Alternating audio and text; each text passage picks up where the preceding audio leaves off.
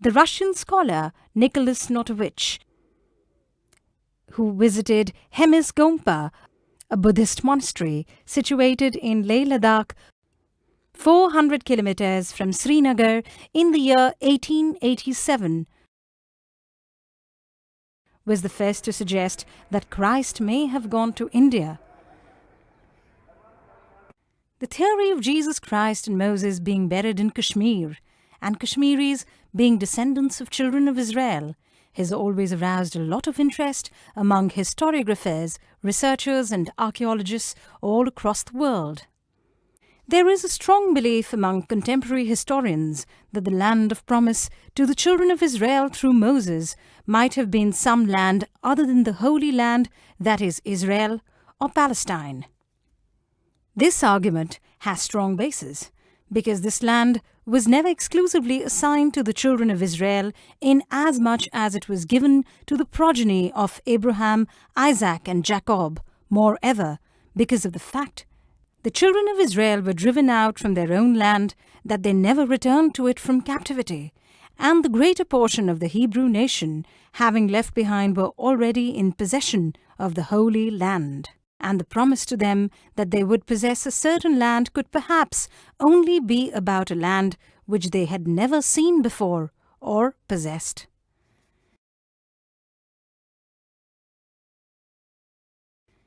Nilmat Puran, a 6th century socio-geographic work of analytical nature about Kashmir, states that Kashmir is the valley of broad rivers, but far away from the ocean land, regards it as the principal holy country of the world, where all the tirats, or the places of worship, can be found.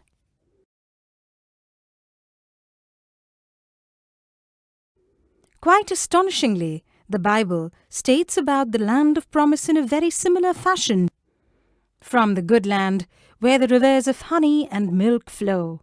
It is heaven on earth towards the sun rising, and it is the land of hills and valleys that drinks the water of rain of heavens. Elsewhere, Prophet Isaiah has described the land of promise as a place of broad rivers and streams with no coastal line. There is a river in Kashmir about which legend goes that a small line of milk used to flow in the midst, and hence, for this reason, it is known as Doodh Ganga, which literally means stream of milk.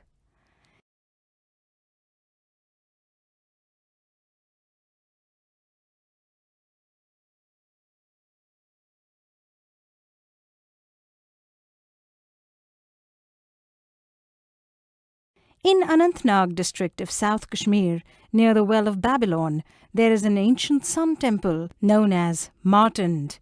It has a colonnade of 84 fluted pillars, and the plinth mouldings and the columns depict that the architectural design is Jewish and the style is Greek. This has a strong link with the temple of Prophet Ezekiel.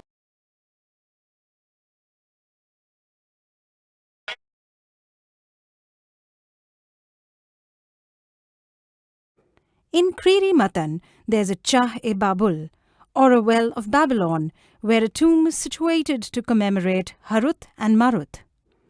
According to one of the Islamic traditions, Harut and Marut are two angels who offended God and fell from the heaven and were confined to the well of Babylon till the day of judgment. Quite contrary to Islamic belief, Kashmiris visit the tomb for the fulfillment of their wishes.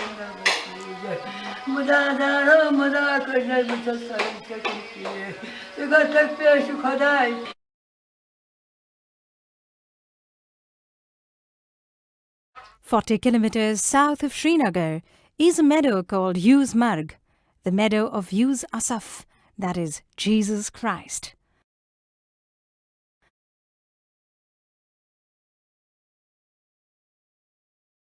Above the town of Srinagar is a temple known as the Throne of Solomon, which dates back to at least 2500 BC, according to Princeps Table, which King Gopadatta had restored at about the same time as Christ's advent. The restoration was done by a Persian architect who personally left 4 inscriptions on the side steps of the temple known as the Throne of Solomon. The 3rd and the 4th inscription read, "At this time of Yuz Asaf announced his prophetic calling in year 50 and 4, and he is Jesus, prophet of the sons of Israel."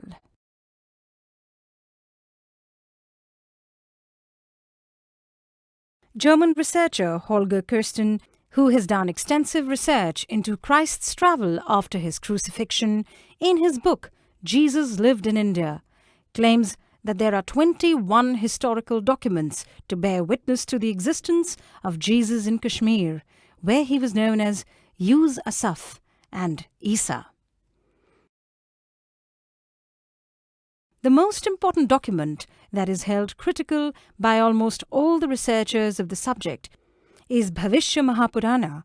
This old manuscript of Sanskrit contains an account of Isa Masih, Jesus the Messiah. It describes Christ's arrival in Kashmir region and his encounter with King Shalivahana, who ruled Kushan area in 39 AD to 50 AD, and that on King Shalivahana's inquiry about this white foreigner, replied that he is known as the Son of God and that he is born of a virgin. It is also believed that the king entertained Christ as a guest for some time. If we conclude that Yuz Asaf is another name for Jesus Christ, then we may be informed by Sheikh Sadiq, one of the great Oriental writers, who has written in his book named Ikmaluddin that Yuz Asaf, after roaming around in many cities, reached that country which is known as Kashmir. He travelled in it far and wide and settled there, and spent his remaining life there, until death overtook him when he left his earthly body and got elevated towards light.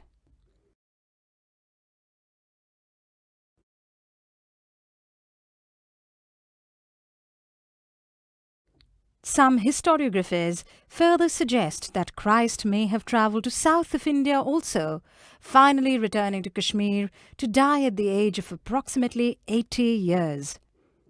Christ's tomb lies in Kanyar locality of Srinagar's old town in a building called Roza. At the entrance is an inscription explaining that Yuz Asaf is buried along with another Muslim saint. Professor Fida Muhammad Hasnain, ex-director Archaeology Kashmir and author of many books including Fifth Gospel, who has studied this tomb, claims that there are carved footprints on the gravestones and when closely examined, carved images of a crucifix and a rosary are visible. The footprints of Yuz Asaf have what appears to be scars represented on both feet. If one assumes that they are crucifixion scars, then their position is consistent with scars shown in the Turin shroud, which is left foot nailed over the right. The tomb is called by some as Hazrat Isa Sahib's or the tomb of Lord Master Jesus. Ancient records acknowledge the existence of the tomb as long ago as 1122 AD. The Grand Mufti, a Muslim cleric, himself has confirmed that Roza is indeed the tomb of Yuz Asaf. Faizi, the court poet of Akbar, the Mughal ruler, has stated that he whose name is Yuz Asaf is no one else but Jesus Christ.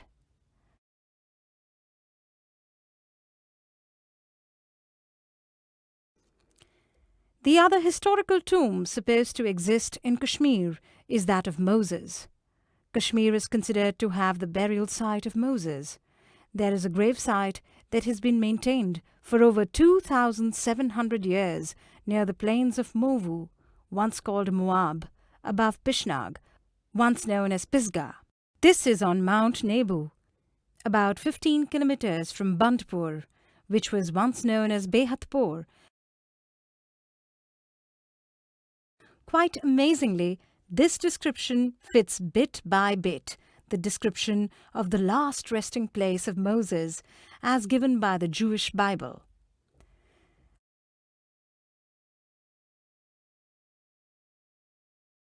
Other places in Kashmir are also related to Moses. Near Shadipur, north of Srinagar, the cliffs near the confluence of the Jhelum and Sindh rivers are called Kohna-i-Musa, which is the cornerstone of Moses, where Moses is said to have rested.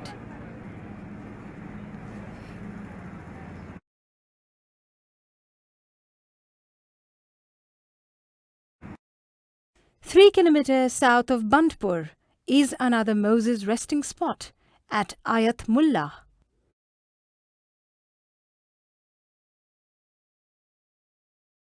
60 kilometers southeast of Srinagar, there is a sacred building called Aish-Muqam.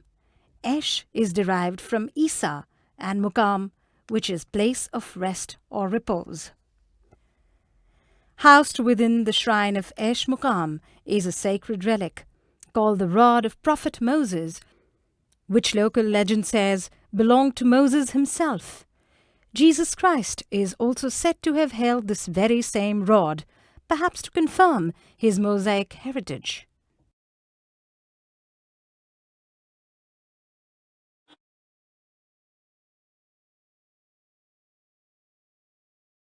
About 46 kilometers south of Srinagar is a place called Yuzmarg. This is a spot on the riverbank referred to as Moses' Bath. The stone lion there is said to be about 5,000 years old.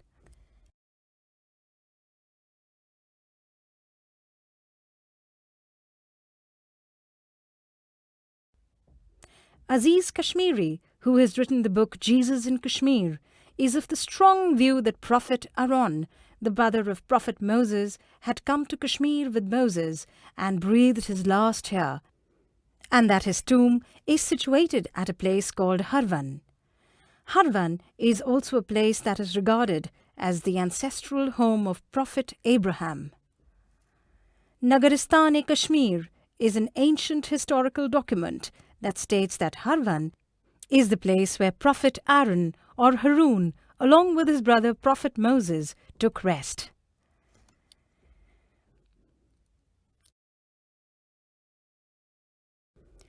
When the Buddhist era was at its peak, Kashmir also came under its influence. It is in Kashmir that the first image of Buddha was made. The spread of Buddhism to China and other Central Asian countries is also attributed to Kashmiris. The Kushan king Kanishka is said to have convened the fourth Buddhist council at Harwan near Srinagar in Kashmir in about 78 AD, where Mahayana, the progressive school of thought in Buddhism, was officially recognized as the separate path of salvation. Besides large audiences, 500 Arihantas and 500 Bodhisattvas attended this council. Naga Arjuna was the leading spirit behind the council.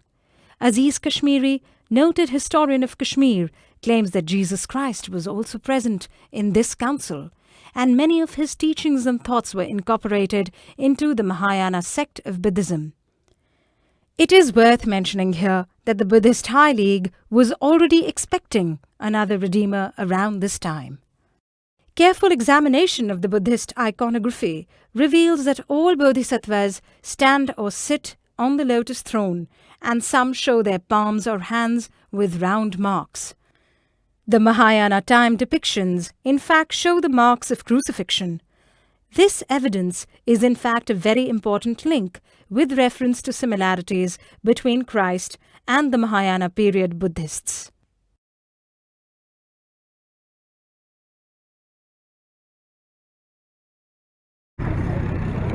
Prophet Noah was one of the great prophets who visited several parts of the world with the help of his divine boat. Kashmir, as per history, was a part of Tethys Sea and later known as Satisar. It was as a result of overflowing of Sita spring presently existing at Sita Haran near Tosa Madan that Kashmir came to be known as Sitasar or Satisar. Prophet Noah's arrival to Kashmir coincides to the same era when Kashyap Rishi helped drainage of water from Satisar, turning Kashmir into a beautiful valley. There is a vast number of people in Kashmir who even to this day live in houseboats. These people are locally known as Hajis, and they are mainly dependent on the produce of lakes and tourism. Because of their long tradition of living in boats, Hajis believe that they are the direct descendants of the Prophet Noah.